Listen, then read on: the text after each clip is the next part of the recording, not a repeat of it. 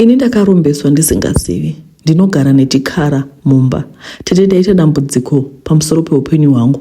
Ende dambudziko iri ndakaita rekuzvigokera ndega. Handidi kunyebera hama kana kunyebera vabereki kuti vakandivhiringidza upenyu kana kuti havana kundikurisa zvakanaka. Aiwa, handidi izvozvo. Ndinobvuma by self kuti nyoka iyi ndakaita yekunogofa ndega mumwena ikazopedzera yoda kundiruma. Tsumo iya inonzi akarumwa nechekuchera yainge yagadzirirwa ini. Iyo yekuda zvakapfava sehonye yandiparira, yandipinza muna taisireva. Tete chitupa vigai. Uye nyaya iyi ndiri kuinyora sechejedzo kune dzimwe hama dzinozogona kupinda mumandaka aya. Ini ndakarombeswa ndisingazivi kuti ndichatora chinhu chakadai kugara ndichikara mumba sezvandambotaura. Nyaya yangu yakatangira pakupema pasocial media. Ndiri mudzimai ane makore 33 ekuberekwa. Uye ndaive ndine vana vaviri, mukomana nemusikana. Pane rimwe gurupu randiri pasocial media pakaiswa post gore rapera senguva ino yeKrisimusi zvinzi nyora zvinhu zvaunoda mucomment section. Zvimwe pana Destiny Hope osanta wako ari pano.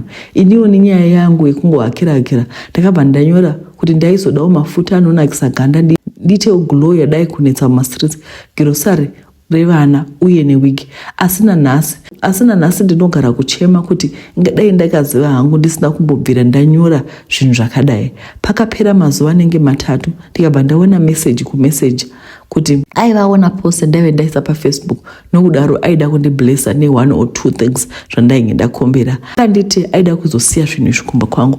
Ndakaudza Ruth kuti kana aiva akasununguka tisangane paMall. Izvi ndakazviitira hangu for security reasons. Nenyaya yemahuman traffickers iyi ndaiza kuti kusangana papublic space was safer. Mbako dai ndikazobiwa ine vana vangu. naRuth takasangana paMall tikagara pasi tikatenga chikafu. Aingobvunza marandom questions zvinongoita kana vanhu vasangana.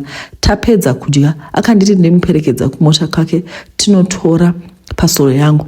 Kana tazogara zivai kuti vanorombesa vanhu vanenge vasina kupfeka madhende kwete, asi vamwe vanenge vakatotsvinda, vane makanda akanzwa mvura achinhuwirira akagezwa.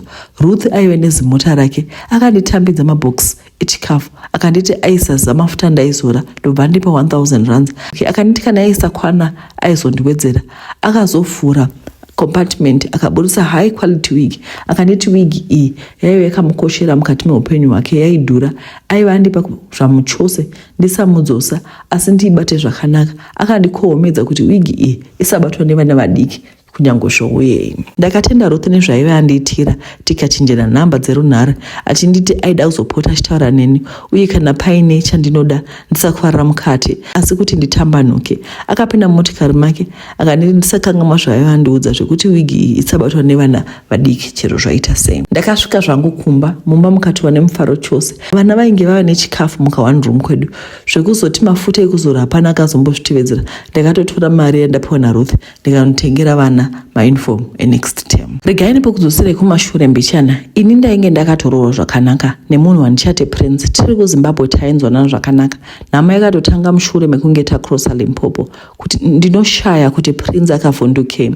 Prince akashanduka kuita mhuka chaiyo, kuita munhu asingandizivi. Ndakatombozamawo kufamba mumapostori ndichiti zvimwe kuda Prince angadzoka, asi Prince ainge aenda nenyika zvekuti tine vana aisazviziva. Chake kwaiyo kudhakwa nekutsvaka mashort time. Saka ndainge ndozvigarira zvangu nevana vangu.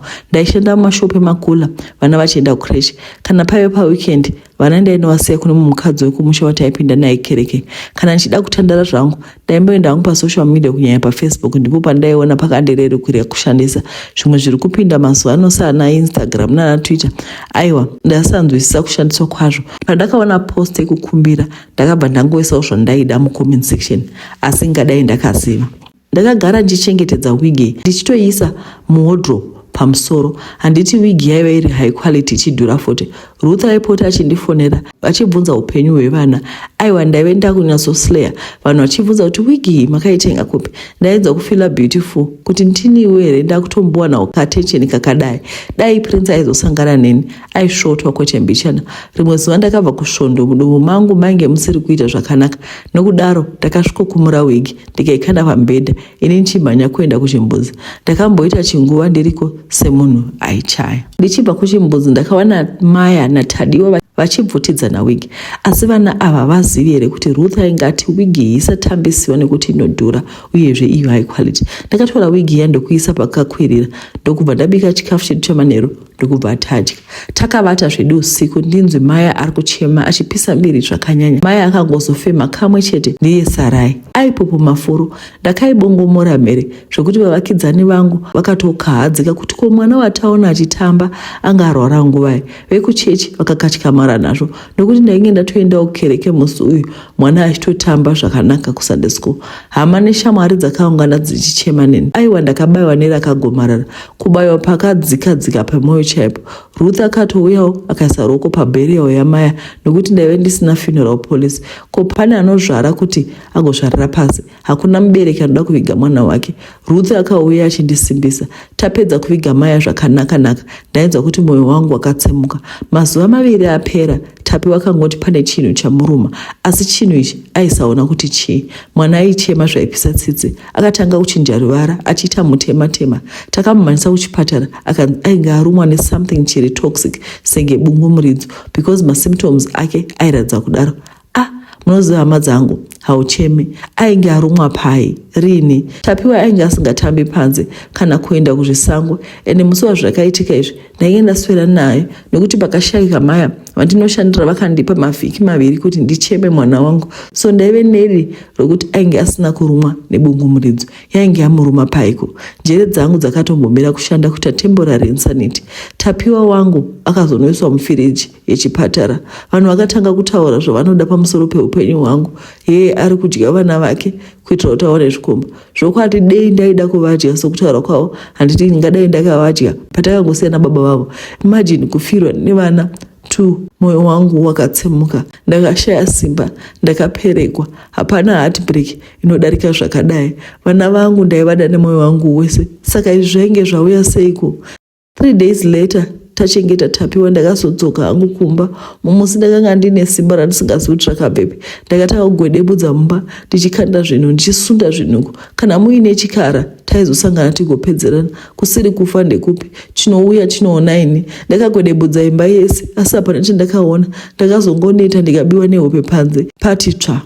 Ndainge ndakazvivharira muromo mangu ndisingadi zvokungandirwa nevanhu kana unzura tsitsi. Ndakabiwa nehope, asi ndainyazonzwa ndega kuti muruma ndaive ndivete maive nevanhu, ende vanhu ava vaive vakanditarisa vakakomberedza mubhedha wangu.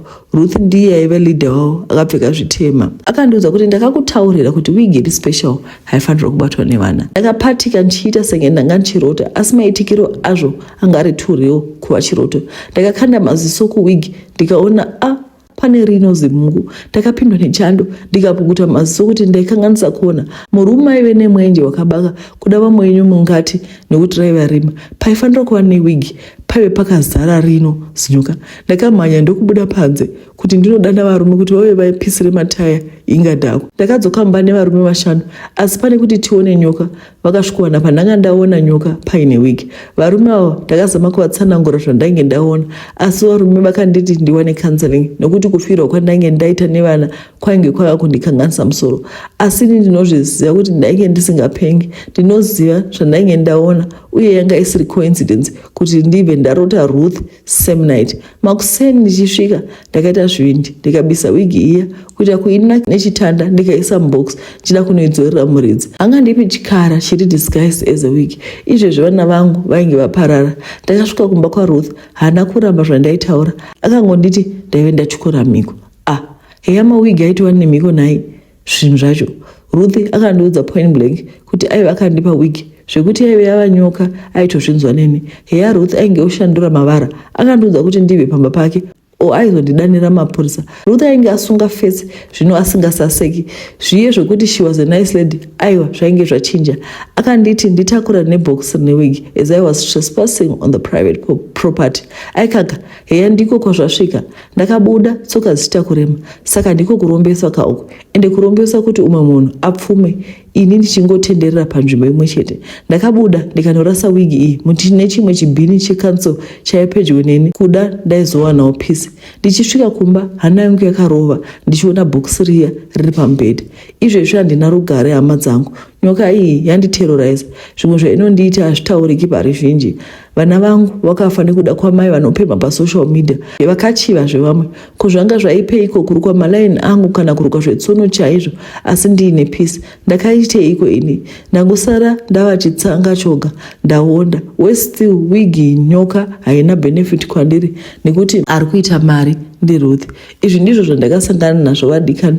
Ndanyora nyaya iyi sechenjedzo, kunyanya nguva ino yatasvika. Vachauya paFacebook vachida kurasira urombo hwavo, ende vanotozviita pajekerere zvokuti hautombofungi anything at all. Ndakumbirisawo kuti vedu we ngatigodzikanei nezvatinazvo. Zvimwe zvatinocheva hatina zera nazvo, ende ariko makava akapfeka makushe hwai akamira kukanganisa upenyu hwevamwe sezvandakaitwa hwangu naRuth. Vatete, ndipo paperera nyaya yangu. Good morning, mamukasei muri yeZimbabwe. Vedu weka panyika pane vanhu vakaoma, vana moyo wakaipa. Munogotora zvinhu moda kupa vamwe sei, kana kushandisa munhu anenge atoneta achishaya kutoita sei. Izvezvi vana vaviri vose vapera, vadyiwa nezvinhu zvavasingazivi, varumwa nenyoka wigi nyoka. Iyi nyaya is saddened me. It's a very sad story. Ngatingongwarirai pasocial patinoenda apa. Ngatingongwarirai nekuti hatizivi kuti vanhu tosangana navo, what are their intentions. Strangers, you don't know what people think. Mozati tinongogara tichingofungwa kuti the world is a beautiful place. Tese tiri vanhu vakanaka. Kana wakanaka unochingofungwa kuti munhu wese akanaka, asi panze pane vanhu vakaoma. Ende kazhinji kacho kana tichiverenga nyaya pano muchiti hai dzingano idzini vamaZimbabwe munoda ngano. And you know what, we are actually raising awareness kuti panze pakaipapa vanhu vari kubata zvinhu zvakaipa. Ndinoziva kuti vazhinji vedu vanoona channel ino tiri vatendi, asi sisu vatendi wavo tisu tinotoabusiwa nevanhu vakadaro. Tisu tinopinzwa muna taisireva tisingazivi kuti panze apa not everyone is as clean as we are. Saka ngatingoitawo careful. Veduwe kwamuri kumativi mana enyika kwamuri koko yaChristmas, veduwe mufambe zvakanaka. Kandoziva kuti tinge tichifara tichiridza maredhiyo tichidhakwa, haiwa ngatiite arrive alive kwatei tichienda kwakasiyana siyana ikoko. Veduwe muva nezuva rakanaka. Handizivi kuti kana pane vanhu vakuru vangatibatsirawo pano kuti vaitewo sei, nekuti vakapiwa wigi. Inangu personal ndachitofunga kuti vaiendese kuvanhu vanonamata vaipise. Aminoti zvinobva zvabere because havana chavari kumbobenefita, havana kana mari yavari kuita besides kudyigwa vana nenyoka newigi. Zvinomo musi chete wakapfeka wigi ka igochinja igoita zinyoka kudai, vanhu vagotiza vachiita kunge zimungu. Ime zvakaoma. Ndongotenda kuti havachaipfeki wigi, vakangoikandirawo mubhokisi, vana vafa, murume akaenda. Zvinhu zvacho zvakaoma, zvinorwadza. Panchorwadza sekufishaikirwa katu within a short space of time. Ngadai Mwari avanyaradzawo in a special way, chironda chacho chipore. Ndovashuvirawo zvakanaka veduwe. I hope she's going to be able kurasa nyoka iyi. Ndatenda.